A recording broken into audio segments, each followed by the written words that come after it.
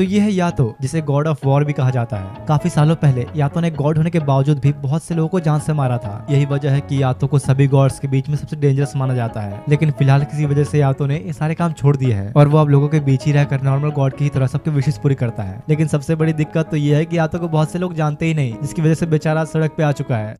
तो ये कहानी एक क्लासरूम से शुरू होती है जहाँ काफी सारे बच्चे बैठे एग्जाम्स दे रहे थे, और क्योंकि अभी एग्जाम्स का सीजन है तो कह सकते हैं कि डर के मारे यहाँ पर सबकी फटी हुई है। इसी बीच बाहर अचानक ही एक बहुत ही बड़ा अजीब सा क्रिएचर सामने आता है, जो कि असल में इन सब की डर की वजह से आया था। जो देख के एक लड़की काफी डरते हुए गॉड से हेल्प मांगती है। तभी बाहर ऊंची बिल्डिंग पे खड़ा एक लड़का कोई उछालते हुए कहता है, चिंता मत करो बट्स, तुम्हारी ये पुकार सुन ली गई है। बगल में खड़े उसके पार्टनर कहते हैं कि वैसे क्या तुम्हें नहीं लगता कि ये फैंटम कुछ ज्यादा ही बड़ा है? हाँ, क्योंकि ये एग्जाम्स का टाइम है, सारे बच्चे काफी डरे हुए हैं। या तो बिल्डिंग से नीचे कूदते हुए हांग के नाम पुकारता है, जिससे वहाँ खड़े उसकी पार्टनर एक हथियार में कन्वर्ट हो जाती है। और या तो जल्दी से उस फैंटम से बचते बचाते उस वेपन को पकड़ते हुए कहता है, तुम जिसने धरती के इस पवित्र जमीन को अपवित्र करने की कोशिश की, तो मैं गॉड या तो हांकी के साथ तुम्हारे एग्जिस्टेंस को यहीं खत्म करता हूँ। और उसी वेपन का यूज करते हुए या तो उस फैंटम के टुकड़े टुकड़े कर देता है। इसके फिर कुछ देर बाद जब उसने उस लड़की जिसका नाम टोमोने है उसे रिवर्ट किया, तो वो अपने असली रूप में आ जाती है। तुम्हारे गंदे पसीने वाले हाथ, मुझे इनसे मत छुआ करो। अरे यार, थोड़ी तो रिस्पेक्ट दो, मैं तुम्हारा मास्टर हूँ। आपस में इनकी थोड़ी बहस होने पर टोमोने से रोते हुए कहते कि नहीं, मुझे किसी ऐसे गॉड के साथ नहीं रहना जिसके पास खुदा कोई मंदिर भी नहीं। तुम जैसे आवारा गॉड के साथ मुझे नहीं रहना। दरअसल यार यहाँ पर सीन ये है कि या तो एक काफी वीक गॉड है, जो कि इस समय बिल्कुल ही गरीब है, उसके पास कुछ भी नहीं। इसलिए टोमोने जो उसके वेपन के तौर पर उसके साथ थी, अब नहीं रहना चाहती। उसका रोना धोना देखकर आखिर में या तो मजबूर होकर उसे रिलीज कर देता है, और जाते जाते टोमोने उसका मजाक बनाते हुए चली जाती है। जिसके बाद अगले सीन में यातो को दिखाया जाता है, जो कि एक दीवार के ऊपर अपने कॉन्टैक्ट डिटेल्स लिख रहा होता है ताकि उसे कुछ काम मिले। ऐसा इसलिए क्योंकि यातो एक काफी वीक और गरीब गॉड है, जिसके पास अभी इतने पैसे नहीं कि वो खुद का एक मंदिर बना सके। वो उदास होते हुए खुद से कहता है कि मंदिर की छोड़कर मुझे अपने लिए एक नया रेगुलर ढूंढना होगा, उसके बिना तो मैं सुरक्षित भी नहीं। असल में इस वर्ल्ड में रेगुलर गॉड्स के वेपन को कहते हैं, जो कि एक ह्यूमन फॉर्म में होती है, जैसे कि टोमोने थी। वो उदास बैठा ही था कि अचानक एक कॉल आता है। कॉल करने के लिए आपका शुक्रिया, डिलीवरी गॉड या तो आपकी सेवा में हाजिर है। क्या मिलॉर्ड मिसिंग है? वैसे मैं बता दूं कि मिलॉर्ड को इंसान नहीं, एक बिल्ली का नाम है, जिसके पूरे शहर में पोस्टर छपे हुए हैं और 3 लड़कियां उसी के बारे में बात कर रही होती हैं। गॉड यातो को बिल्ली को ढूंढने का काम मिला है। वो 3 लड़कियां आपस में गॉड्स के बारे में बात करने लगती हैं, जिसमें से एक का नाम था ह्योरी, जो कि एक मार्शल आर्टिस्ट गॉड की बहुत बड़ी फैन है। यहाँ तक कि उसने तो अपने गॉड की वीडियो भी डाउनलोड की हुई है। हाँ, मुझे पता है कि सुनने में काफी अजीब है। यही यातो भी उस बिल्ली को ढूंढते हुए घूम रहा होता है, और चलते चलते उसकी नजर ह्योरी पे पड़ती है। उसे ऐसा लगता है कि या तो उसे देख रहा है, लेकिन असल में वो उस बिल्ली मिलॉर्ड को देख रहा था, जो कि ठीक ह्योरी के पीछे ही थी। या तो ये देखते ही तेजी से उस बिल्ली की तरफ बढ़ता है। तभी ह्योरी आके उसे बचाने के लिए जल्दी से धक्का देती है, क्योंकि सामने से काफी स्पीड में एक बस आ रही थी। एक्सीडेंट होने की वजह से काफी सारे लोग भी इकट्ठा हो जाते हैं। तो ह्योरी उठ के उसे कहती है कि आखिर तुम सोच क्या रहे थे? अभी मरने वाले थे तुम। हाँ, लेकिन एक बार जरा तुम उस तरफ तो देखो। असल में हुआ ये कि ह्योरी उस एक्सीडेंट से बच नहीं पाई और पूरी तरह से जख्मी हो चुकी है। उसकी सोल भी बॉडी से बाहर आ गई है। जिसके बाद अब सीधा शाम का सीन दिखाया जाता है, जहाँ पर ह्योरी एक हॉस्पिटल में आई हुई थी, और वो भी जिंदा। सामने खड़े उसके डैड उसे कहते हैं, तुम्हें चिंता करने की अब कोई जरूरत नहीं, ये एक चमत्कार ही है कि तुम्हें एक बस से टक्कर लगने के बाद भी ज्यादा कुछ नहीं हुआ। थोड़ी देर बाद ढंग से होश में आने पर वो पूछती है कि आखिर उस लड़के का क्या हुआ जो मेरे साथ था। सब कंफ्यूज हो जाते हैं कि भला किसकी बात कर रही है ये, क्योंकि ह्योरी के अलावा उन्हें और कोई भी वहां नहीं मिला। ये लोग भूल कैसे सकते हैं, वो लड़का भी तो वहां था। जिसके बाद उसी दिन की रात का सीन दिखाया जाता है, जब ह्योरी सो रही थी। तभी बहुत से लोगों की दर्द भरी आवाज सुनाई देने पर वो जल्दी से उठ जाती है। ह्योरी उन आवाजों से परेशान होकर अपने कान बंद कर लेती है, लेकिन इसके बावजूद भी वो लगातार उन्हें सुन पा रही थी। और तब ठीक 12 बजते ही पता नहीं कहां से या तो प्रकट हो जाता है। उसे ऐसे अचानक अपने बेड पे देख के ह्योरी डरते हुए दूर भागती है, पर फिर उसे याद आता है कि तो वही लड़का है जिसे मैंने बचाया था। तो पहचान लिया तुमने? सुबह मुझे बचाने के लिए थैंक्स। पर वैसे मैं बता दूं कि मुझे उस बस से टक्कर लगने के बाद भी कुछ नहीं होता, लेकिन फिलहाल तुम वो पहली लड़की हो जिसने मुझे बचाने की कोशिश की। आखिर तुम हो कौन? तो या तो स्टाइल मारते हुए कहता है, मैं हूँ एक गॉड। ह्योरी को लगता है कि शायद ये बंदा कोई नशा वशा करके आया है, इसलिए वो जल्दी से पुलिस को कॉल कर देती है। अरे अरे रुको, मैं सही में एक गॉड हूँ, मेरा नाम है यातो।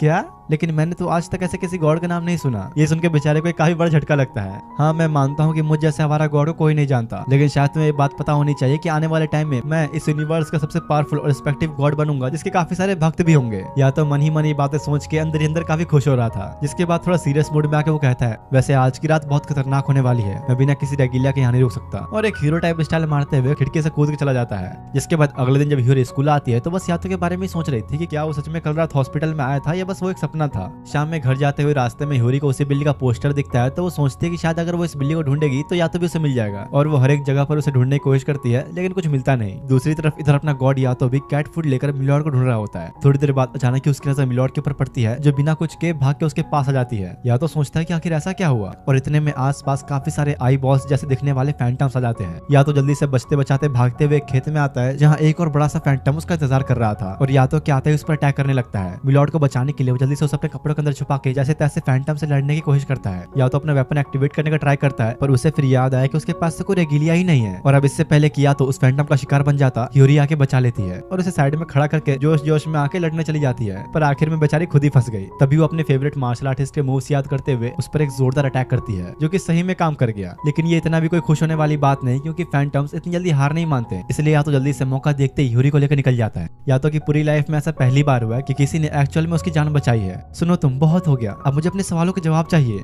हाँ ठीक है, लेकिन जरा तुम पीछे तो देखो, तुम्हारी सोल ऑलरेडी बॉडी से बाहर आ चुकी है। ये क्या हो रहा है? क्या मैं मर गई? नहीं, ऐसा नहीं है। इसे बस ऐसा मान लो कि तुम्हारी बॉडी अभी सो रही है। और या तो के कहने के थोड़ी देर बाद ही ह्यूरी की सोल वापस उसके बॉडी में चली जाती है। जिसके बाद एक घर का सीन दिखाया गया जहाँ पर एक छोटा बच्चा कहीं परेशान था, क्योंकि मिलोड उसी की कैट का नाम है। तभी डोरबेल बजती है और जब उन लोगों ने बाहर जाकर देखा तो मिलोड वापस आ चुकी थी। वो बच्चा बड़ा खुश होते हुए यातो का थैंक्स कहता है। दूसरी तरफ वो यहाँ बेहोश पड़ी ह्यूरी को कंधे पर उठाकर घर ले जा रहा होता है, लेकिन होश में आते ही वो उल्टा यातो को ही मारने लगी और देखती है कि उसकी पूंछ जो कुछ टाइम पहले वहाँ पर थी वो अब गायब हो चुकी है। उसके पूछने पर यातो बताता है कि तुम्हारे साथ ये सब उस एक्सीडेंट की वजह से हुआ है। देखो, असल में इस वर्ल्ड में दो किनारे मौजूद हैं, एक नियर शोर और दूसरा फार शोर। और पता नहीं कैसे पर तुम इन दोनों ही वर्ल्ड्स के बीच में आ चुकी हो। नियर शोर में तुम्हारे जैसे नॉर्मल इंसान जिंदगी जीते हैं और फार शोर में मौत के बाद की जिंदगी। और तुम्हारे केस में ये हुआ है कि तुम जिंदा तो हो, लेकिन साथ ही एक फैंटम भी बन चुकी हो। फैंटम उन क्रिएचर्स को कहा जाता है जो लोगों की डर की वजह से पैदा होते हैं। तो इसका मतलब मैं भी उन फैंटम्स जैसे ही हूँ। देखा जाए तो हाँ, लेकिन नहीं, तुम हाफ ह्यूमन और हाफ फैंटम हो। लेकिन एक बात याद रखना, तुम्हारे सोल का इस तरह बॉडी से निकलना ये अब रेगुलर होने वाला है। तो अब आखिर में वापस इंसान कैसे बनूंगी? लेकिन उसके इस सवाल का जवाब तो यातो के पास भी नहीं होता।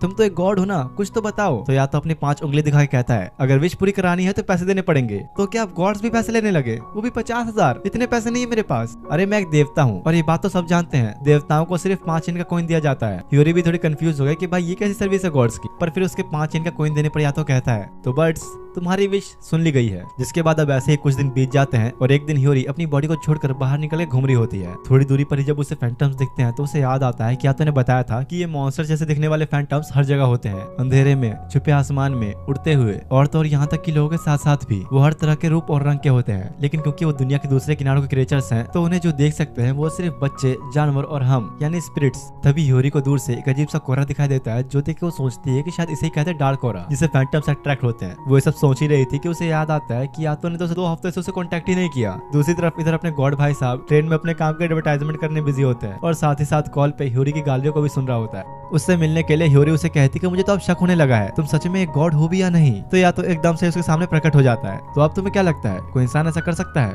हाँ, पर मुझे अभी भी शक है। भला कौन सा गॉड ऐसे ट्रैक सूट और गले पे इस तरह अजीब सा कपड़ा पहनता है? तुम्हारे पेरेंट्स ने तुम्हें सिखाया नहीं क्या? डोंट जज a book by its cover. और तुम्हारी जानकारी के लिए मैं बता दूं कि ये मेरा एक बहुत ही खास स्कार्फ है। ये लोग आपस में बात ही कर रहे थे कि तभी कुछ लोग वहाँ पर आते हैं जो ह्यूरी को बड़ी अजीब नजरों से देख रहे थे, क्योंकि असल में बात ही है कि यातो को हर कोई नहीं देख सकता, मतलब कि यातो उनके लिए पूरी तरह से इनविजिबल है। अच्छा ये बताओ, आखिर तुम उन फैंटम्स अलग कैसे हुए, क्योंकि तुम्हें भी तो लोग नहीं देख सकते? तो यातो समझाता है कि मैं फैंटम्स का उल्टा फार शोर से बिलोंग करता हूँ। मैं किसी ह्यूमन के जरिए पैदा नहीं हुआ, मैं एक गॉड हूँ जो लोगों की इच्छा से बना है। पर मेरा छोड़ो, तुम तो खुद हाफ फैंटम हो। तभी ह्यूरी का ध्यान जाता है कि वो फिर से अपनी बॉडी से अलग हो गई। देखो, अगर मैं सच कहूँ तो तुम अपने स्पिरिट फॉर्म में बिल्कुल भी सेफ नहीं। इस वक्त तुम पूरी एक जीती जाती फैंटम हो, यानी कि वो तुम्हारे पीछे जरूर आएंगे, और अगर वो आ गए तो तुम्हें अपने वश में करके तुम्हारे सोल के ऊपर कंट्रोल पा लेंगे। ऐसा होने पर तुम हमेशा हमेशा के लिए अपने आप को खो दोगी। सीधे शब्दों में कहा जाए तो तुम उस प्रोटेक्टेड लाइन को भी क्रॉस कर दोगी जो तुम्हें कभी नहीं करना चाहिए, और इसके बाद तुम्हें मिलेगा सिर्फ और सिर्फ एक दर्द से भरा नर्क। तो इतना टाइम क्यों लगा रहे हो? जल्दी से मुझे ठीक करो। हाँ हाँ, डरो मत, कर दूंगा। वैसे भी तुमने मुझे 5 इन दे दिए हैं। धीरे धीरे ऐसे पैसे जमा करते करते फाइनली मैं भी एक दिन खुद का एक बड़ा सा मंदिर बनाऊंगा। देख लो यार, गॉड्स के भी अलग ही शौक है। या तो ये सब सोचते सोचते अपनी दुनिया में खो जाता है। तो ह्यूरी उसे कहती है कि आखिर तुम मुझे कब ठीक करने वाले हो? अरे चिंता मत करो, वो मैं कर दूंगा, पर फिलहाल मेरे पास कोई रेगिलिया नहीं, इसलिए मैं अपनी पावर्स यूज नहीं कर सकता। रेगिलिया गॉड्स के लिए एक वेपन की तरह होता है, उसके होने पर मैं किसी भी चीज से फाइट कर सकता हूँ। हाँ मैं समझ गई, मतलब अभी तुम किसी काम के नहीं, जो सुन के बेचारे को एक बड़ा झटका लगता है। वैसे यार मैं तुम लोगों को बता दूं कि रेगिलिया असल में स्पिरिट्स के रूप में होते हैं। तब यातो को किसी कस्टमर का कॉल आता है, जो सुनते ही बस एक झटके में ही वो गायब हो गया। जिसके बाद ह्यूरी सोचने लगती है कि आखिर अब वो करे तो करे क्या, और वो फैसला करती है कि कुछ न करने से अच्छा वो यातो का रेगिलिया ढूंढने में उसकी मदद करेगी। जिसके बाद ह्यूरी हर एक छोटे बड़े फैंटम के पास जाके उनसे यातो का रेगिलिया बनने के लिए पूछती है, पर आखिर में इन सब का कोई फायदा नहीं होता। तभी काफी दूर से एक डार्क ऑरा बाहर आने लगता है, जो देख के ह्यूरी सोचती है कि क्या पता मुझे वहाँ कोई नया रेगिलिया मिल जाए, और उसी तरफ चली जाती है। इधर यहाँ अपना यातो किसी आदमी के बाथरूम के की मरम्मत कर रहा होता है। वो आदमी भी उसका काम देख के बड़ा खुश होता है और कहता है कि यार तुमने तो मेरी उम्मीद से ज्यादा अच्छा काम किया, तुम्हें सिर्फ 5 येन देके मुझे बुरा लग रहा है, तुम ये रख सकते हो, मेरी तरफ से एक टिप समझ लो इसे।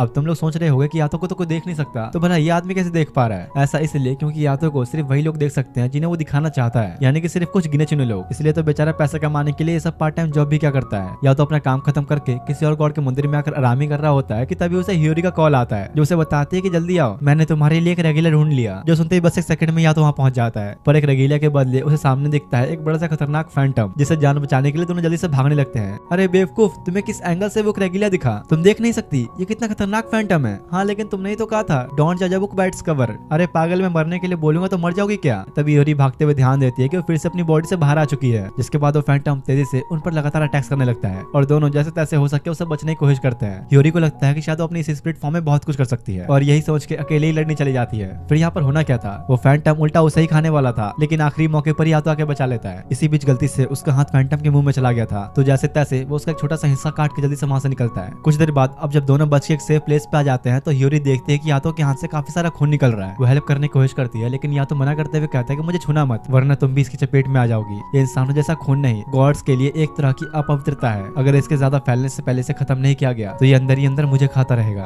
और हाँ, वो कोई तुम्हारी पूंछ नहीं है, एक लाइफ लाइन है जिसने कि तुम्हारी फिजिकल और स्पिरिचुअल फॉर्म्स को आपस में जोड़ रखा है। अगर ये खत्म हुई तो तुम उसी वक्त मारी जाओगी। या तो ये सब बता ही रहा होता है कि इतने में वो फैंटम ढूंढ लेता है। दोनों जल्दी से भागना शुरू करते हैं और अब हियोरी को रियलाइज होता है कि मतलब वो वायरलेस नहीं, यानी ये पूंछ उसकी बॉडी और उसके स्पिरिट फॉर्म के साथ कनेक्ट है। इसलिए तो मैंने तुम्हें बता दिया, वो लड़ने वाली बेवकूफी दोबारा मत करना। हाँ लेकिन यार तुम भी तो रेगिलिया के बिना कुछ नहीं कर पा रहे, हम बोला इससे लड़ेंगे कैसे? भागते भागते यातो की नजर दूर एक स्पिरिट के ऊपर पड़ती है जो देख के वो कहता है एक बच्चा या शायद एक टीनेजर। उनके पीछे से वो फैंटम इतनी स्पीड में आ रहा होता है कि एकदम से उनके पास पहुंच जाता है। तो या तो बिना टाइम गवाए उस स्पिरिट की तरफ जाने लगा और फैंटम को जल्दी से खुद से दूर करके उस स्पिरिट की तरफ इशारा करते हुए कुछ लिखता है, तुम जो इस दुनिया में खो चुके हो, जिसके पास कहीं जाने और लौटने की जगह नहीं, तो आओ मैं तुम्हें पनाह देता हूँ। मेरा नाम है यातो और इस नाम के साथ मैं तुम्हें अपना रेगुलर बनाता हूँ। यातो के कहने के बाद वो स्पिरिट बहुत तेज चमकते हुए उसके हाथों में आकर एक बड़ी स्वॉर्ड बदल जाता है और अगले ही सेकंड यातो को उस स्पिरिट का पूरा पास नजर आता है। अब इससे पहले कि वो कुछ कर पाता, फैंटम तेजी से आके एकदम से उसे खा लेता है। तुम जिसने इस उगते सूरज की जमीन को अपवित्र करने की कोशिश की, मैं या तो एक गॉड तुम्हारा यही अंत करता हूँ। और ये कहते ही एक झटके में वो उसे टुकड़ों में काट डालता है, पर जख्मी होने की वजह से या तो खुद को संभाल नहीं पाता और नीचे गिर जाता है।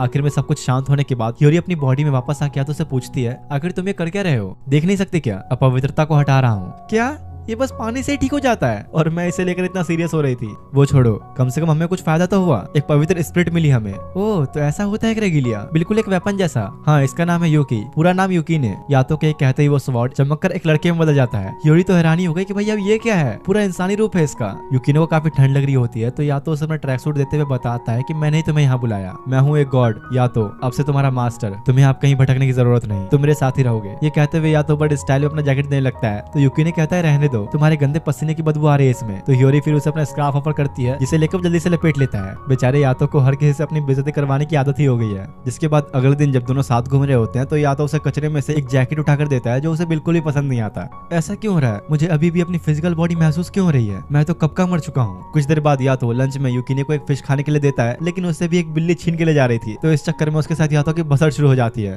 ये क्या हो रहा है मेरे साथ, मैंने कभी नहीं सोचा था कि देवता ऐसे सड़कों पर आवारों की तरह घूमते हैं। किसी और के मंदिर में सोना और अपने काम का सामान कचरे से उठाना, क्या सच में देवता ऐसे होते हैं? तभी दोनों को जब जोर की भूख लगने लगती है तो यूकी ने कहता है, मुझे तो अब शक होने लगा है कि तुम सच में गॉड हो भी या नहीं। अच्छा ऐसा क्या, मुझ पे शक कर रहे हो? तो चलो अभी मैं तुम्हें अपना कमाल दिखाता हूँ। जिसके बाद या तो यूकी को लेकर हियोरी के साथ एक रेस्टोरेंट में आता है और उसे कहता है कि आज तुम्हें जो खाना खा सकते हो, ये ट्रीट हियोरी की तरफ से है। तभी एक वेटरेस हियोरी के लिए पानी लेकर आती है। शायद आपने हम पे ध्यान नहीं दिया, 3 ग्लास लेकर आइए। ओ हाँ सॉरी, मुझे माफ करना, मैं भी लाती हूँ। ये क्या, मुझे तो लगा था कि लोग तुम्हें देख नहीं सकते। अरे नहीं, ऐसा नहीं है कि हम इनविजिबल हैं, बस इसे ऐसा समझो कि हम पे ध्यान दे पाना काफी मुश्किल है। चलो एग्जांपल के तौर पे तुम ये बताओ कि यहाँ पर कितनी वेटर्स हैं। हियोरी उनकी तरफ देखने लगी तो या तो कहता है कि नहीं, बिना देखे बताओ। ऐसा है तो शायद मेरे ख्याल से 2, लेकिन यार असल में यहाँ पर 4 वेटर्स मौजूद हैं। तो आप समझ गए तुम, ऐसा ही बिल्कुल उनकी ही तरह मैं और यूकी ने भी बैकग्राउंड में घुल मिल गए हैं। अगर किसी काम पर ध्यान भी आया तो वो थोड़ी देर में ही हमें भूल जाएगा। जिसके बाद खाना आने पर दोनों मिलकर ऐसे ठूसने लगे कि जैसे पता नहीं सालों से भूखे हो। लंच के बाद जब हियोरी और यूकी ने बाहर होते हैं तो वो उससे पूछते कि आखिर तुम रेगीलिया बनने से पहले क्या करते थे? सच कहूँ तो मुझे नहीं पता, मैं बस इतना जानता हूँ कि मैं मर गया था और उसके अगले ही पल यातो के हाथ में था, उससे पहले कि मेरे पास कोई भी यादें नहीं। और बातों बातों में युकिनी की नजर वहां पड़ जाती है जहाँ नहीं पड़नी चाहिए थी, इसलिए वो शर्माकर जल्दी से नजर घुमा लेता है। लेकिन यातो जैसे ही रेस्टोरेंट से बाहर निकलता है उसे ये महसूस हो जाता है कि जरूर युकिनी ने कुछ बुरा सोचा, क्योंकि गॉड्स और उनके रेगीलिया आपस में कनेक्टेड होते हैं, तो यातो उसके हर बुरे और अच्छे ख्यालों को महसूस कर सकता है। तभी किसी कस्टमर का कॉल आते ही वो युकिनी को साथ लेकर जाने ही लगा कि गलती से ह्यूरी की स्पिरिट उन्हें रोकने के चक्कर में उनके साथ ही टेलीपोर्ट हो जाती है। जिसके बाद जब वो लोग उस बुलाए गए लोकेशन पर पहुंचते हैं तो आसपास से काफी घना कोहरा छाने लगता है और कुछ लोग एक एक करके सामने आते हैं। तो क्या तुमने किसी चाल में फंसाने के लिए हमें यहाँ बुलाया? पर तभी सामने खड़े एक इंसान को देखकर ह्यूरी कहती है कि आप टेंजिन हो, गॉड ऑफ लर्निंग। तो लगता है तुमने मुझे पहचान ही लिया। उसे देखते ही ह्यूरी और युकी ने झुक जाते हैं, जो बेचारे यातो से देखा नहीं जाता। तो ये होता है गॉड का ऑरा, पर यातो तो आपसे बिल्कुल ही अलग है, खाने के भी पैसे नहीं होते उसके पास। इतने में तब टेंजिन की रेगीलिया सामने आती है, जो कि एक नहीं बहुत सारी है। ये सब चीजें यातो से और नहीं देखा जाता। तो वो उसे पूछता है कि आखिर तुमने मुझे यहाँ पर क्यों बुलाया, ये बताओ। वैसे तुम तो जानते ही होगे अभी बच्चों के एग्जाम्स का सीजन चल रहा है, तो क्या तुम मेरे लिए कुछ फैंटम्स का सफाया कर दोगे? क्योंकि वैसे भी तुम्हारे पास कुछ काम तो होता नहीं करने को, और अगर चाहो तो तुम मेरे ग्रुप में भी ज्वाइन कर सकते हो। लेकिन मुझे पता है तुम ऐसा नहीं करोगे, तुम्हें अपना खुद का मंदिर जो बनवाना है। और वैसे अगर वीडियो अच्छी लग रही है तो एक लाइक तो कर ही सकते हो, क्या पता अगली वीडियो जल्दी आ जाए। मुझे पता है कि मेरी वीडियोस काफी लेट आती हैं, बाकी यूट्यूबर से कंपैरिजन में कुछ ज्यादा इनकंसिस्टेंट हो चुका हूँ। और सच कहूँ तो इसका मेन रीजन ये है कि मैंने किसी एडिटर या फिर स्क्रिप्ट राइटर को नहीं रखा, पूरी वीडियो मैं खुद बनाता हूँ, जो कि यार मुश्किल तो है, पर इतना भी नहीं कि 20-25 दिन लग जाए एक वीडियो आने में। काफी लोग तो इस चक्कर में मुझसे आगे भी निकल गए। और अभी तुम लोग सोच रहे होगे कि मैं ये सब क्यों बता रहा हूँ, तो सोचते रहो, मुझे क्या। लेकिन हाँ, इस साल की शुरुआत अच्छी होनी चाहिए, तो वीडियोस थोड़ी सी रेगुलर आएंगी। थोड़ी सी से मेरा मतलब है बस थोड़ी सी। एनीमे पे आप वापस आते हैं, जिसके बाद टेंजिन कुछ पैसा निकालकर यातो को देने लगता है, पर इस बात से यातो को गुस्सा आ जाता है, क्योंकि गॉड्स किसी भी काम के लिए बस 5 येन ही लिया करते हैं। मतलब कि टेंजिन एक तरह से यातो के सामने अपने पैसों को शो ऑफ कर रहा है। जिसके बाद उन लोगों को आखिर करना क्या है ये समझाने के लिए टेंजिन अपनी एक रेगीलिया को उसके पास भेजता है, जो कि और कोई नहीं बल्कि तोमोने है। क्या तुमने इसे ज्वाइन कर लिया? हाँ, और अब मेरा नाम मायू है, तोमोने मेरा पुराना नाम था। अब जब युकिनी और ह्यूरी को पता चलता है कि तोमोने यातो की पुरानी रेगीलिया थी, तो वो पूछते हैं कि इसके घर खाने और कपड़े का क्या सच में ये एक आवारा देवता है? हाँ, इसे कुछ ऐसा ही समझ लो। जो सुनकर दोनों ही उदास हो जाते हैं। कुछ देर बाद अब तोमोने, जिसका कि नया नाम अब मायू है, वो सबको एक रेल ट्रैक के पास लेकर आती है और बताती है कुछ दिन पहले किसी ने बहुत अजीब सी विश मांगी, और जब मैंने जांच किया तो पता चला कि 2 लोगों ने अपनी जान ले ली है। इधर के इलाके में इस जगह पर ही ज्यादातर फैंटम्स पाए जाते हैं, जो कि लोगों के दिमाग पर हावी होकर उनको मरने पर मजबूर करते हैं। यही वजह है कि गॉड टेंजिन ने यहाँ पर एक बैरियर भी बनाया था, लेकिन कुछ लोगों के ऊपर ये फैंटम्स इतने हावी हो गए थे कि बैरियर भी उन्हें रोक नहीं पाता। लोग लगातार यहाँ मरते ही जा रहे हैं। तो इसका मतलब हमें बस उन फैंटम्स को मारना है जो लोगों पर काबू कर रहे हैं। रहने दो, इसकी कोई जरूरत नहीं। अगर कोई खुद मरना चाहता है तो हम उसे रोक नहीं सकते। जो सुनकर ह्यूरी और मायो को यातो के ऊपर गुस्सा आता है। हाँ, मुझे पता है कि मेरी बात कड़वी है, पर यही सच है। अगर कोई रूह खुद मरना चाहे तो उसका मतलब वो पूरी तरह से वश में है। यहाँ तक कि वो लोग एक रेगीलिया भी नहीं बन सकते। यातो से ऐसी बातें सुन के गुस्से में ह्यूरी अकेले ही उन फैंटम से लड़ने चली जाती है, पर यातो को कोई फर्क नहीं पड़ता। अगर तुम भूल गए तो मैं तुम्हें याद दिला दूं कि एडवांस पेमेंट तुम्हें मिल चुकी है, तो ये काम तुम्हें करना ही पड़ेगा। वैसे मुझे नहीं लगता कि ह्यूरी को अकेले लड़ने देना सही रहेगा। दूसरी तरफ ट्रेन स्टेशन का सीन दिखाया जाता है, जहाँ पर ह्यूरी अपना काम कर चुकी थी, लेकिन ये इतना आसान भी नहीं था। उसके सामने एक के बाद एक काफी सारे फैंटम्स अपीयर होने लग जाते हैं, जिनका सामना वो चाह के भी नहीं कर सकती। और वो सब मिलकर ह्यूरी को एक ट्रेन ट्रैक पर रख देते हैं, जहाँ पर सामने से एक ट्रेन बहुत ही स्पीड में आ रही होती है। पर तभी एंड मौके पर यादव पहुंच के उन फैंटम्स को काट डालता है और दोनों जल्दी से ट्रेन के ऊपर चढ़ जाते हैं। तुम्हें याद तो है ना, पूंछ कट गई तो अपनी जान गवा दोगी। उसी ट्रेन ट्रैक के रेलवे क्रॉसिंग के पास एक लड़का खड़ा होता है, जिसे एक फैंटम ने वश में कर रखा था। पर सही टाइम पर यादव अपने रेगीलिया युकिने के साथ उसको टुकड़ों में काट डालता है, और साथ ही उसके इस खतरनाक अटैक की वजह से आसपास की चीजें भी कट जाती हैं। लगता है तुमने तो कुछ ज्यादा ही ताकत लगा दी। दूसरी तरफ रेलवे ट्रैक के उस पर तोमोने यातो का शुक्रिया अदा करते हुए अपना सर झुकाती है। शाम के टाइम तीनों जब जा रहे होते हैं तो ह्यूरी उससे पूछती है कि तुमने तो कहा था कि तुम मरने वालों को नहीं रोकोगे, लेकिन लगता है कि तुम भी ऐसा नहीं चाहते, है ना?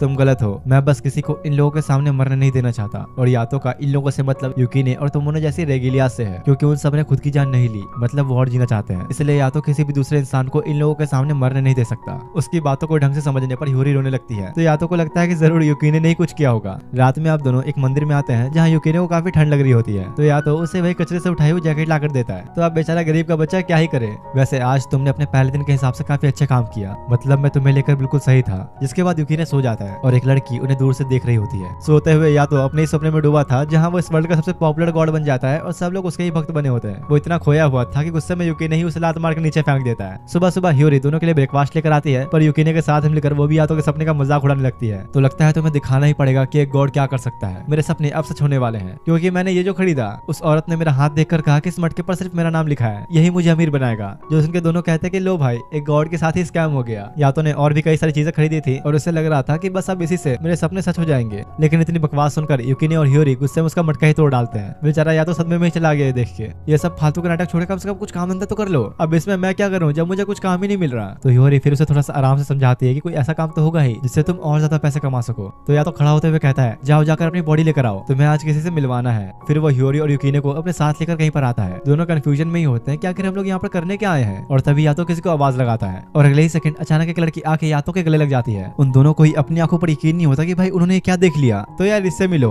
ये है कोफुको, मेरी प्यारी गर्लफ्रेंड। जो सुन के उन दोनों को एक बड़ा झटका लगता है कि भाई ये कैसे हो गया। कोफुको, दरअसल मुझे तुमसे एक एहसान चाहिए। हाल ही में मैंने इस बच्चे को अपना रेगिलिया बनाया, पर तुम तो जानती ही हो मेरे हालात कैसे हैं। मैं उसे इस ठंड में कुछ गर्मा गर्म खिलाना चाहता हूँ, पर देखो मुझे, मैं तो उसे पहनने के लिए ढंग के कपड़े भी नहीं दे पाया। उसके सामने या तो और ज्यादा ड्रामा करने के लिए मगरमच्छ के आंसू बहाने लगता है। तो बेचारी कोफुको से अपने बीएफ की हालत देखी नहीं जाती और उसे कुछ पैसे दे देती है। यातो की तो भाई किस्मत ही चमक गई। तो ये करना था इसे। इसको घटिया इंसान कहना भी घटिया शब्द की बेइज्जती है। इतने में अंदर से एक आदमी आके यातो को एक लात मारता है। मैंने कहा था ना तुझे मेरी मिस से दूर रहने के लिए। क्या इनका चक्कर चल रहा है? असल में यार ये आदमी कोफुको का एक रेगिलिया है जिसका नाम है कुरो और इंसानी नाम है दाइगोकू। कोफुको असल में 7 गॉड्स ऑफ फॉर्च्यून में से एक है। वैसे तुम दोनों बड़े अच्छे कपल हो। ऐसा किसने कहा? हम लोग कपल नहीं, लेकिन तुमने तो अभी थोड़ी देर पहले कोफुको को अपनी मिस कहा था। हाँ, क्योंकि मिस तो बस एक टाइटल है, असल में मेरी मास्टर है। क्या तुम्हें इस बात से कोई परेशानी है? उसका एक गुस्से वाला एक्सप्रेशन देख के दोनों की फट जाती है। पीछे बैठा या तो कहता है उसकी आंखों में मत देखना, काफी डेंजरस हो सकता है। ये भले ही तुम्हें बाहर से सख्त दिख रहा है, पर बच्चों को देख के पिघल जाता है। जो सुन के गुस्से में दाइगो को फिर से या तो लात मार के बाहर फेंक देता है। थोड़ी देर तक चारों आपस में मस्ती करते हैं और बातों बातों में कोफुको बताती है कि या तो वो नहीं जो तुम्हें बाहर से दिखता है, वो सभी गॉड्स में सबसे डेंजरस माना जाता है, तो बच के रहना उससे।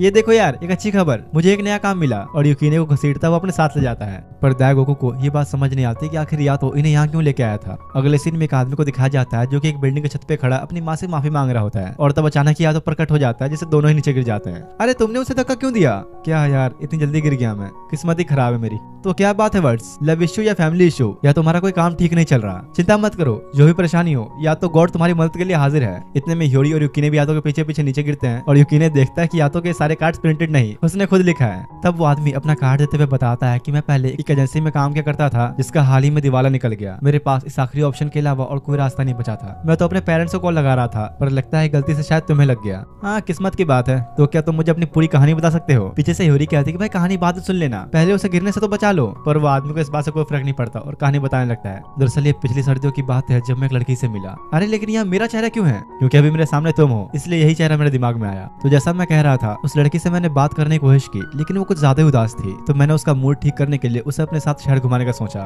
धीरे धीरे मैं उसके साथ और भी ज्यादा समय बिताता गया और देखते ही देखते मुझे उससे प्यार हो गया। सब कुछ सही चल रहा था, हम दोनों खुश थे। तब इस स्टोरी को बीच में रोकते हुए युकिने कहता है, सिर्फ मुझे ही ऐसा लग रहा है या सच में हम लोग काफी देर से गिर रहे हैं? सवाल तो भाई देखो बिल्कुल जेन्युइन है, ग्रेविटी कहाँ है इसमें? वो आदमी अपनी कहानी जारी रखते हुए बताता है कि सब कुछ सही चल रहा था, लेकिन फिर धीरे धीरे हमारे साथ बुरी घटनाएं होनी शुरू हो गई, एक के बाद एक लगातार। और कुछ दिनों में ही मेरी कंपनी का भी दिवाला निकल गया और खुद की मेरी बची कुछ सेविंग्स भी खत्म हो गई। आखिर में मैंने सोचा कि मैं उस लड़की को प्रपोज कर दूं, पर मुझे नहीं लगता कि अब मैं उसके जरा भी लायक हूँ। जिसके बाद यातो के कहने पर वो आदमी उन सबको उस लड़की की फोटो दिखाता है जो कि और कोई नहीं बल्कि कोफुको थी। वैसे मैंने तुम लोगों को पहले कहीं बताया नहीं, लेकिन कोफुके गॉड ऑफ पॉवर्टी है, गरीबी की देवी। मेरी बात मान ले भाई, उस लड़की को भूल जा। उसके साथ रहने पर बदनसीबी के अलावा और कुछ नहीं मिलेगा। वैसे भी अभी उसके आसपास एक बहुत ही डेंजरस इंसान है, उससे पंगा ना लो तो ज्यादा बेहतर। और हाँ, ये कोफुके कोई जवान लड़की नहीं है, उसकी उम्र तो तुम्हारी दादी की दादी की दादी से भी ज्यादा है। ये सब सुन के वो आदमी उदास हो जाता है। तो या तो उसे कहता है कि चलो ठीक है, अब मैं तुम्हारी कोफुको के साथ सारी यादें मिटा देता हूँ। नहीं रुको, मुझे कोई परवाह नहीं, अगर मैं मर भी गया तो मैं उससे बहुत प्यार करता हूँ। तो या तो उसे एक जोरदार पंच मारते हुए कहता है कि जो इंसान खुद को मारने के लिए तैयार हो वो क्या किसी से प्यार करेगा? युकिने, तुम रेडी रहना। वैसे क्या तुम्हारा कोई लास्ट मैसेज जो तुम उसे देना चाहो? हाँ, बस उसे कह देना कि वो हमेशा खुश रहे। चिंता मत करो बर्ड्स, तुम्हारी विश सुन ली गई है। ये कहते हुए या तो उसकी कोफुको के साथ सारी यादें मिटा देता है और आखिर में काफी घंटों के बाद ग्रेविटी की भी नींद खुल जाती है। जिसके बाद अब शाम में तीनों कोफुको के पास आते हैं सारी बातें बताने के लिए कि कैसे उसकी वजह से आज एक आदमी मरने वाला था। देखो मेरी इसमें कोई गलती नहीं, तुम मुझे कहीं जाने ही नहीं देते इसलिए ऐसा हुआ। हाँ, नहीं जाने देता, क्योंकि तुम्हारे बाहर जाने पर सिर्फ और सिर्फ तबाही होती है। लेकिन भले ही जो भी हुआ, तुम जैसे बच्चे के पास इतनी काबिलियत होना काफी हैरानी वाली बात है। क्या ये सही में इतना मुश्किल है? हाँ, क्योंकि रिश्तों को मिटाना बनाने से ज्यादा मुश्किल होता है। या तो लगता है तुम्हें काफी अच्छा रेगिलिया मिला है। अरे हाँ, मैं तो इसे देखते ही समझ गया था कि जरूर इसमें कुछ बात है। जिसके बाद दाइगोकू उस आदमी को बचाने के लिए यातो को 5 का कॉइन देता है, क्योंकि आखिर में ये सब कफुका की वजह से ही तो हुआ था। अब जब तीनों जाने लगते हैं तो ह्योरी कफुका से पूछते हैं कि तुमने जो कहा था कि यातो एक काफी डेंजरस गॉड है, तो वो बस एक मजाक था, है ना? नहीं, ये सच नहीं है, क्योंकि यातो ने काफी पहले एक रेगिलिया को मारा था। उससे मिलने से पहले मैंने उसके बारे में काफी सारी बुरी अफवाहें भी सुनी थी। तुम्हें ये बात याद रखनी होगी कि यातो असल में गॉड ऑफ वॉर है। उसने कई सारे इंसानों को भी मारा है। तो दाइगोकू कहता है तुम इन बातों पर ध्यान मत दो, ये बहुत ही पुरानी बातें हैं। वो मारो या मरो वाला टाइम था। असल में बात यह है कि गॉड्स का एग्जिस्टेंस लोगों के विश्वास की वजह से बना रहता है। बड़े देवताओं के पास काफी सारे भक्त होते हैं जो रेगुलर उनसे विश मांगते रहते हैं, लेकिन ऐसा छोटे देवताओं के साथ नहीं होता। इसलिए वो लोगों की यादों में भी ज्यादा टाइम तक नहीं रह पाते। तो ऐसे हालातों में गॉड्स अपना एग्जिस्टेंस कायम रखने के लिए हर किसी की विश पूरी करते हैं, चाहे वो कहीं से भी आई हो, अच्छी या बुरी। दाइगोकू को इन बातों का क्या मतलब है ये तुम्हें आगे चल के समझ में आएगा। कुछ देर बाद ह्योरी यातो के पास आके उससे पूछती है कि आखिर तुमने मुझे उन लोगों से क्यों मिलाया। वो इसीलिए कि अगर कभी भी मेरे साथ कुछ हो तो तुम सबसे पहले इन लोगों के पास जाना। दूसरी तरफ युकिने नंदी के पास बैठ के यातो ने जो उसकी तारीफ की उसके बारे में ही सोच रहा होता है, तभी अचानक से उसके सामने एक लड़की प्रकट होती है। तुम्हारी आंखें काफी सुंदर है। युकिने को कुछ समझ नहीं आता कि ये लड़की यहाँ पर अचानक से आ कैसे गई, लेकिन उसी वक्त यातो आके पूछता है नोरा तुम यहाँ पर क्यों आई हो? नहीं, मुझे मेरे नाम से बुलाओ, उसी नाम से जो तुमने मुझे दिया था। मैं तुम्हारा हमेशा इंतजार करूंगी कि कब तुम मुझे उस नाम से बुलाओगे। और ये कहते हुए वो लड़की गायब हो जाती है। इसके बाद सीधा अगली सुबह का सीन दिखाया जाता है, जहाँ पर यातो एक फैंटम को पकड़ के लाया है। अरे यार अब ये क्या है? वो छोड़ो, अब तुम ये करो, 2 उंगलियों को साथ में रख के इस तरह से घुमाओ। यातो के कहने पर जब युकिने ऐसा करता है तो वहाँ पर एक बैरियर क्रिएट हो जाता है, जिसे कोई भी फैंटम क्रॉस नहीं कर सकता। इस बॉर्डर लाइन को सिर्फ रेगिलियाज ही बना सकते हैं। इसके अलावा ना ही कोई फैंटम और ना ही कोई गॉड ये कर सकता है। लेकिन फिर भी तुमने तो काफी पावरफुल बॉर्डर लाइन क्रिएट कर दी। शाम होने पर अब जब ह्योरी घर जा रही होती है तो यातो से कहते हैं कि तुम युकिने का ख्याल ढंग से नहीं रखते, इसलिए आज से वो मेरे साथ रहेगा। नहीं तुम रहने दो, ख्याल नहीं रख पाओगे इसका, मेरे साथ ही रहेगा ये। और इसी बात को लेकर दोनों के बीच काफी बहस होनी शुरू हो जाती है। आखिर में तंग आके युकिने खुद ह्योरी के साथ जाने का फैसला करता है। बेचारा यातो तो बस देखता ही रह गया। रात में अब जब ह्योरी उसे घर लेकर आती है तो वो देख के सोचता है कि भाई ये तो काफी अमीर है, क्योंकि आज से पहले युकिने ने कभी इतना बड़ा घर नहीं देखा था। तभी वहाँ घर की मेड आती है और युकिने के लिए सबसे अच्छी बात ये थी कि उसे कोई देख नहीं सकता, तो वो बिना कोई दिक्कत के आराम से रह सकता है। तभी ह्योरी के पेरेंट्स भी घर आते हैं और उनके साथ साथ यातो भी आ जाता है। वो यहाँ पर रहने के लिए नहीं बल्कि खाना चुराने आया था और चुपके से फ्रिज के अंदर से अपना खाने का सामान निकाल लेता है। आखिर तुम यहाँ पर क्या कर रहे हो? कुछ नहीं, मैं तो बस थोड़ा खाना लेने आया था। शायद तुम जानते नहीं, पर इस जगह पर रहने से युकिने के ऊपर फैंटम्स का बहुत ज्यादा खतरा है। मंदिरों में हम लोग सेफ हैं, लेकिन यहाँ पर नहीं। दूसरी तरफ इधर युकिने नहाने के लिए आया हुआ था और सोचता है कि अगर मैं हमेशा यहीं रहूं, यातो के पास न जाऊं, तो मेरा क्या होगा? क्या वो किसी और को अपना रेगुलर बना लेगा? कुछ देर बाद रात में जब उसे नींद नहीं आती तो वो ह्योरी के पास आके पूछता है कि क्या मैं तुम्हारे पास सो सकता हूँ? मुझे अकेले डर लग रहा है। हाँ सो जाओ, मैं तुम्हारे लिए लाइट्स ऑन कर देती हूँ। युकिने को तो विश्वास ही नहीं होता कि वो सच में एक लड़की के साथ सो रहा है। और थोड़ी देर बाद जब ह्योरी सो जाती है तो उसके मन में उल्टे सीधे ख्याल आने लग जाते हैं। क्या बात है युकिने, तुम तो बड़े बिगड़ गए हो। या तो यहाँ पर युकिने को अपने साथ चलने के लिए समझाने आया था, क्योंकि यहाँ रहने पर उसके ऊपर फैंटम्स का काफी ज्यादा खतरा है। दूसरी तरफ एक बड़े से फैंटम को दिखाया जाता है जिसे एक लेडी या फिर कह सकते हैं कि एक गॉडेस उसे मार देती है। उसके साथ एक शेर भी मौजूद था जो कि असल में एक रेगिलिया है। आगे चल के तुम्हें पता लगेगा कि लेडी आखिर है कौन। अगले दिन ह्योरी युकिने को शॉपिंग पर लेकर आती है, जहाँ वो उसे कहती है कि अगर तुम्हें कुछ भी पसंद हो तो तुम ले सकते हो। अरे नहीं छोड़ो, फालतू में पैसे क्यों बर्बाद करना, मुझे वैसे भी कोई नहीं देख सकता, तो मैं कुछ भी ले सकता हूँ। और इसी बात का फायदा उठाते हुए युकिने एक स्केटबोर्ड को लेने लगता है, लेकिन अगर देखा जाए तो ये एक तरह से चोरी ही हुई, इसलिए ह्योरी उसे स्केटबोर्ड को वापस लेकर रख देती है और युकिने भी नाराज होकर वहां से चला जाता है। इतने में वहां पर यातो की एंट्री होती है और ह्योरी के पास आके वो उसे बताता है कि फिलहाल मैं युकिने के सारे इमोशंस को फील कर सकता हूँ, ऐसा लगता है कि तुमने उसका दिल दुखा दिया। जिसके बाद वो ह्योरी को एक पार्क में ले जाकर बताता है कि युकिने पहले एक इंसान ही था, उसके अंदर इंसानों वाले ही सारे इमोशंस भरे हुए हैं। आखिर में है तो वो एक बच्चा ही, तो इसलिए वो अपने गायब होने का गलत फायदा भी उठा सकता है, शायद चोरी भी करे। और अगर वो कोई गलत काम करता है तो उसका मास्टर होने के तौर पर मैं उसे एक पनिशमेंट दूंगा। ऐसा भी हो सकता है कि मुझे उसकी जान लेनी पड़े। ये सब सुन के ह्योरी को कफुको की वो बात याद आती है जहाँ उसने उसे बताया था कि यातो ने काफी पहले एक रेगिलिया को जान से मारा था। ये सोचते ही वो जल्दी से युकिने को ढूंढने के लिए चली जाती है। दूसरी तरफ यहाँ पर ये सड़कों पर घूम रहा होता है। धीरे धीरे जैसे ही रात का अंधेरा छाने लगा, डर के मारे उसकी फट जाती है और जल्दी से घर की तरफ भागता है। वही रास्ते में युकिने को रोते हुई एक बच्ची दिखती है जो कि शायद उसे देख पा रही थी। युकिने इग्नोर करते हुए जाने की कोशिश करता है, लेकिन वो बच्ची आके उसे पकड़ लेती है, जिसका ये मतलब हुआ कि ये भी एक स्पिरिट है। युकिने उसे एक पार्क में लेकर आता है जहाँ वो बच्ची बैठकर अपने पेरेंट्स का वेट कर रही थी। वो ये अच्छी तरह से जानता था कि कोई भी नहीं आएगा, क्योंकि असल में बच्ची मर चुकी है, पर उसे समझ नहीं आता कि वो आखिर इसे ये बात बताए कैसे। थोड़े सोचने के बाद जैसे ही युकिने उसे बताता है कि तुम्हारे पेरेंट्स अब कभी नहीं आने वाले, तो वो लड़की उदास होकर रोते हुए जाने लगती है। उसके उदास होने की वजह से काफी सारे फैंटम सामने आते हैं जो उसकी सोल को अपने वश में करने लगते हैं। पर सही टाइम पे ह्योरी भी वहां पर पहुंच जाती है और आते ही युकिने को बॉर्डर लाइन के बारे में याद दिलाती है, जो सुनते ही बिना टाइम गवाए वो एक बॉर्डर लाइन क्रिएट कर देता है। लेकिन अब इसके लिए काफी देर हो चुकी थी। बस कुछ ही देर में उसकी सोल को फैंटम्स ने काफी हद तक अपने काबू में कर लिया था। ये सब देखकर युकिने काफी डर जाता है और उसकी बनाई बॉर्डर लाइन भी मिट जाती है। देखते ही देखते उन फैंटम्स ने पूरी तरह से उस बच्ची को अपने वश में कर लिया। युकिने के ऊपर एक अटैक होने वाला था पर यूरी आके बचा लेती है और अगले ही पल वो छोटी बच्ची उनके वश में आकर एक बड़ी फैंटम बदल जाती है। तभी यातो वहाँ आता है और दोनों को पकड़ के जल्दी से बचा लेता है। अब हमारे पास ज्यादा टाइम नहीं, इसे यही खत्म करना होगा। जिसके बाद वो यूकिने को वेपन में ट्रांसफॉर्म करके उस फैंटम बनी हुई बच्ची पर अटैक करता है, लेकिन यातो मार नहीं पाता क्योंकि यूकिने ऐसा नहीं चाहता था। वो अभी कैसे भी करके इस बच्ची को बचाना चाहता है। देखो तो मेरी बात को समझो, अब हम कुछ नहीं कर सकते। फैंटम्स ने पूरी तरह से उसे अपने वश में कर लिया है। हमारे पास ये लास्ट ऑप्शन है, उसे मार के ही आजाद कर सकते हैं। तो अब फाइनली यूकिने न चाहते हुए भी यातो के साथ उस फैंटम को मार देता है। पर इस बात से यूकिने काफी उदास हो चुका था क्योंकि उसने कभी सोचा नहीं था कि उसे एक बच्चे को मारना पड़ेगा। अगले दिन सुबह जब यूरी नाश्ता लेकर आती है तो उसमें भी उसे फैंटम्स दिखाई देने लगते हैं, जिससे वो काफी डर जाता है। कुछ देर बाद अब यूकिने उस स्टोर के पास आकर उन स्केट बोर्ड्स को देखता है जो कि उसे लेने का मन था। क्या फायदा अच्छा बन के जब आखिरी में मुझे बुरी काम ही करने हैं। तो अब मैं बुरा ही सही, माफ करना, पर ये स्केट बोर्ड अब मेरा हुआ। दूसरी तरफ यातो को दिखाया गया जो कि एक पेड़ के ऊपर बैठा था, लेकिन तब उसे कुछ फील होता है क्योंकि यूकिने ने उस स्केट बोर्ड को चुरा लिया है। इधर यूरी हर जगह यूकिने को ही ढूंढ रही होती है कि तभी उसे उसके दोस्त मिलते हैं और उन्हें लग रहा था कि यूरी जरूर पागल हो गई है, ये एक ऐसे इंसान को ढूंढने में लगी है जिससे कोई देख नहीं सकता। शाम में अब यूकिने को दिखाया जाता है जो कि अपने चुराए हुए स्केट बोर्ड पर घूम रहा होता है, लेकिन तभी यातो ने आके उसे रोक लिया। तो बताना चाहोगे जरा कि तुम्हें स्केट बोर्ड कहाँ से मिला? वो मुझे ये ह्योरी ने दिया। और उसी वक्त ह्योरी भी वहाँ आ जाती है। या तो पूछता है कि क्या तुमने ही से स्केट बोर्ड दिया? वो यहाँ देखते ही समझ गई थी कि यूकिने ने चुराया है, पर वो नहीं चाहते कि या तो उसे डिवाइन पनिशमेंट दे, इसलिए वो झूठ कह देती है कि हाँ मैंने ही से ये दिया था। वो लोग इस बारे में बात ही कर रहे थे कि तभी शेर के ऊपर सवार वही लेडी वहाँ पर आती है। तो आखिरकार तुम मुझे मिल ही गया तो, और ये कहते हुए अटैक कर देती है। मेरी बात सुनो ह्योरी, जल्दी से यहाँ से चली जाओ और शांत रह के ऐसे बिहेव करो जैसे कि तुम मुझे देख ही नहीं सकती। वो तुम्हें कुछ नहीं करेगी, वो मुझसे बदला लेने आई है। अब तक मैं जितने भी गॉड से मिला ये उन सब में सबसे स्ट्रॉन्ग है। यह है मिशामोन, गॉड ऑफ पनिशमेंट। क्या?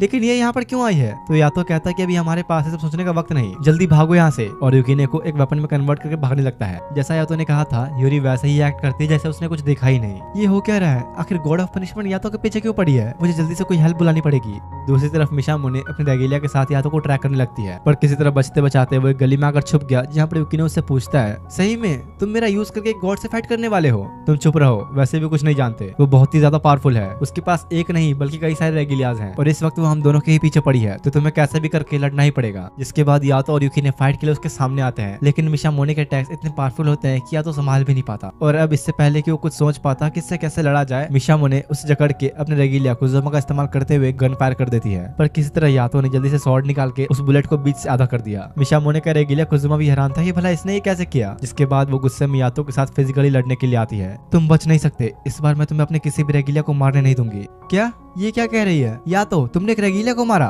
लेकिन क्यों?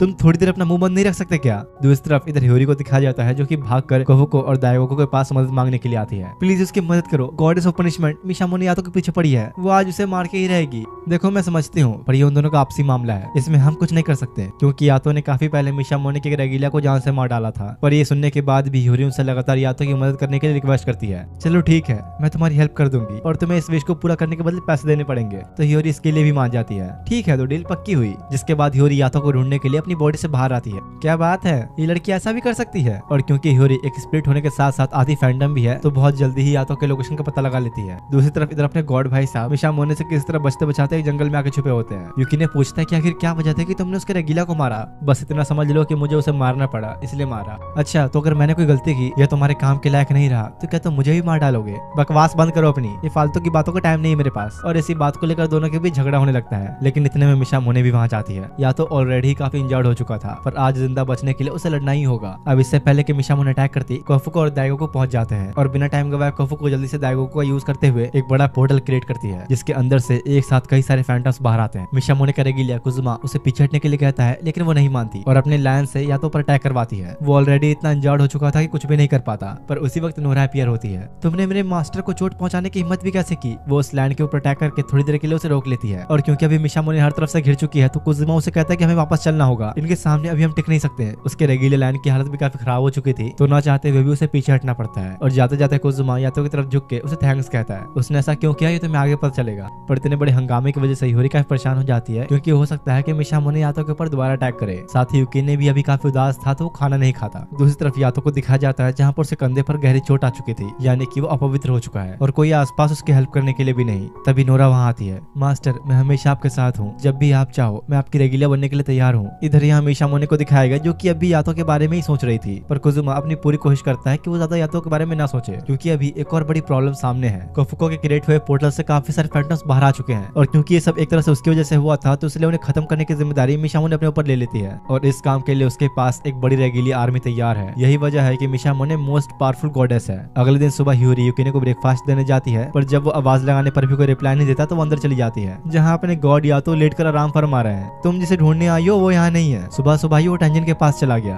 अरे तो तुमने उसे रोका क्यों नहीं? क्यों रोकता भला? मुझे उससे कोई मतलब नहीं, तुम चाहो तो ढूंढने जा सकती हो। ये सुनते ही ह्यूरी जल्दी से भागते हुए टेंजन के पास आती है, जहाँ वो उसे बताते कि हाँ युकिने आया था और उसने मुझसे रिक्वेस्ट भी किया था कि मैं उसे अपने साथ रख लूं, लेकिन मुझे उसे मना करना पड़ा, क्योंकि ऐसा करने से युकिने भी नोरा बन जाता। ये नाम सुनते ही ह्यूरी हैरान होते हुए इस बारे में पूछती है कि आखिर नोरा है क्या, क्योंकि उसे अब तक ये लग रहा था कि नोरा उस स्पिरिट का नाम है।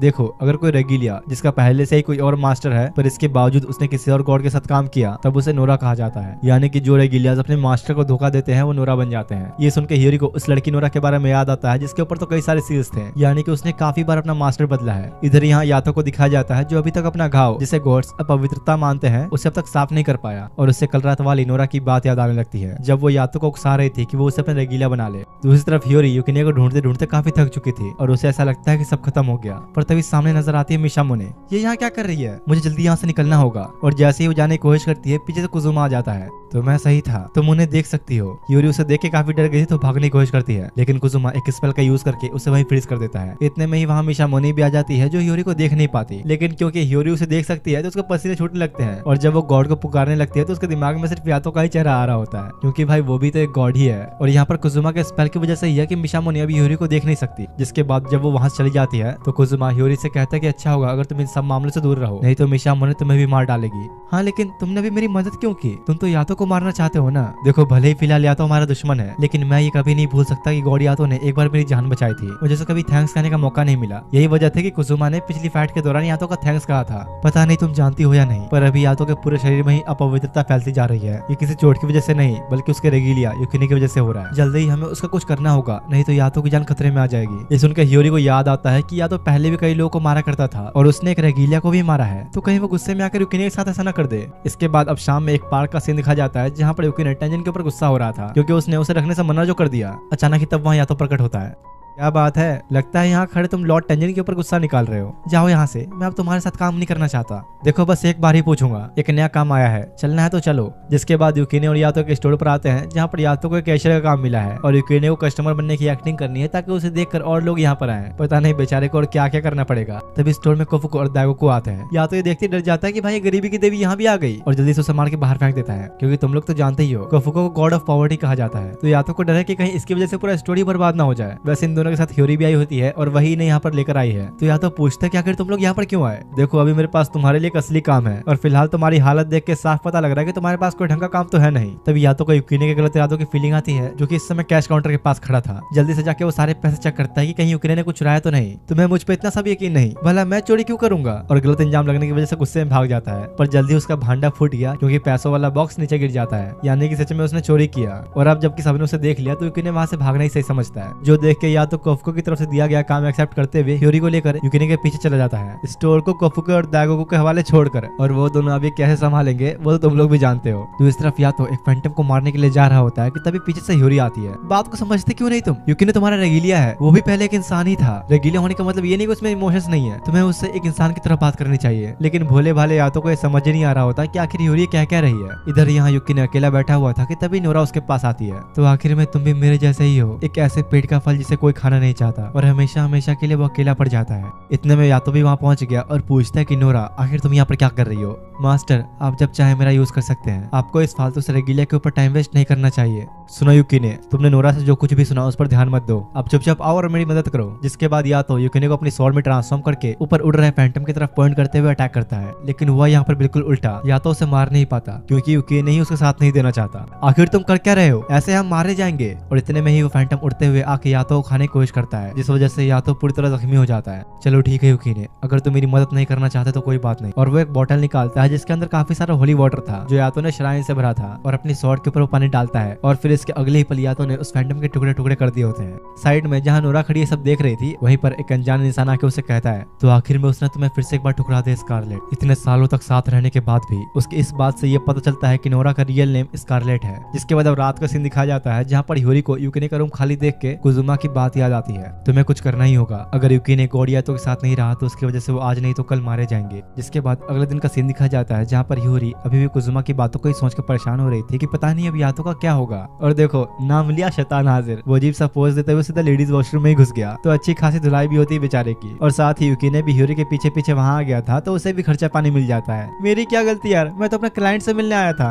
अच्छा तो कहाँ है वो? या तो लात मार के एक वॉशरूम का दरवाजा खोलता है जहाँ अंदर उसका क्लाइंट मनाबू बैठा हुआ था, और क्योंकि भाई वो भी एक गर्ल्स वॉशरूम में आके बैठा है तो यूरी उसे भी अच्छे से धो देती है। उनके पूछने पर मनाबू ने बताता है कि दरअसल मेरे क्लास में काफी सारे बच्चे मुझे हर वक्त बुली करते रहते हैं, वो लोग अभी भी मुझे ही ढूंढ रहे होंगे, इसलिए मैं यहाँ पर आके छुप गया था। मुझे नहीं पता कि ये सब मेरे साथ ही क्यों हो रहा है, वो सब मुझसे ही इतनी नफरत क्यों करते हैं। मनाबू की सब बातें सुनकर युकीने को गुस्सा आता है कि आखिर लड़का इतना कमजोर क्यों है, खुद के लिए लड़ भी नहीं सकता। तुम उसे कमजोर समझना बंद करो, वो भी बिल्कुल तुम्हारी ही तरह है, तुम मुझे भला इसके साथ कैसे कंपेयर कर सकते हो। और यातो से गुस्सा होकर वहां से चला जाता है। मनाबू ये लो तुम्हारे लिए, अगर तुम्हें भी युकीने की तरह गुस्सा आ रहा है तो उसे दबाओ मत। और या तो उसके कान में धीरे से कोई बात कहता है, चिंता मत करो थोड़ी देर में पता लग जाएगा कि यातो ने आखिर मनाबू को क्या दिया। तुम पागल वागल हो गए हो क्या, तुमने उसे वो क्यों दे दिया, क्या ही फर्क पड़ता है। वैसे भी ये सब अब उसके ऊपर डिपेंड करता है कि वो उसका इस्तेमाल करेगा या नहीं। और इसी के साथ इस एनिमे का पार्ट 1 यहीं पर एंड होता है। अगर नेक्स्ट पार्ट चाहिए तो ज्यादा से ज्यादा कमेंट और लाइक करो। इस वीडियो पर अच्छा रिस्पॉन्स दिखाओगे तो अगला पार्टी बहुत जल्द आ जाएगा। बाकी मिलते तुम लोग इस नेक्स्ट वीडियो में, तब तक के लिए थैंक्स फॉर वॉचिंग।